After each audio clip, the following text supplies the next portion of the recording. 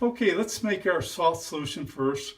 I'm going to pour distilled water into this glass container. I tried using plastic and it didn't work so well.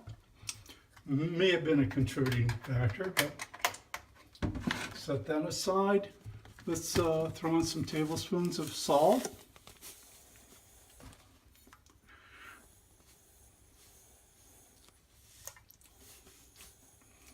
Okay, 3 tablespoons. Stir it up until we saturate that water. We're making an electrolytic solution. Be careful not to splash because that would ruin the experiment. Got water all over the place.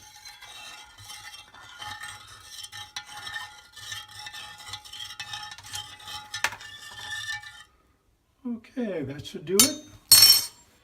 Now I'm going to take a absorbent towel, soak it in.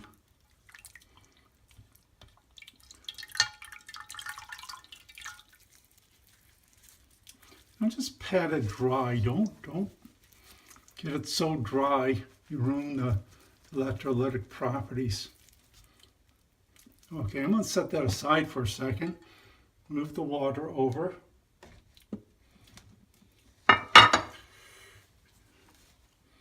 Let's put the plates here. Whoops. Water gets all over the place. Put my zinc plate here. Okay, now if I take my voltmeter, let's place the voltmeter where you can see it.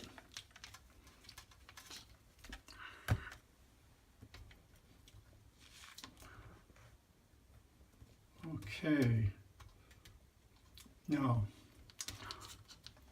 I have it in lowest settings. So let's just have some fun. Okay, we get 0 with the copper here.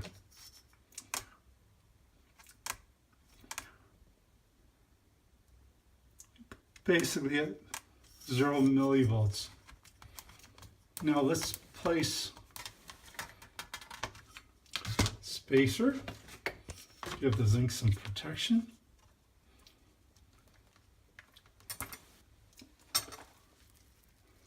My absorbent material.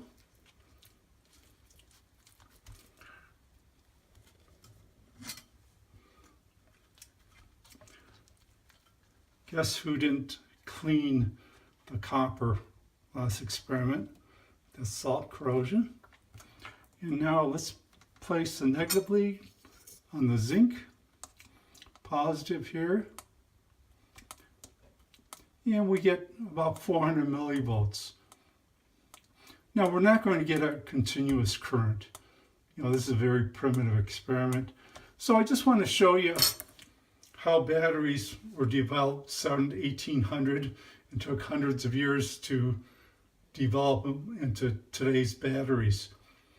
I'll be making an extended course on batteries. We'll investigate organic batteries, different types of metal properties, pH, with electrolytics.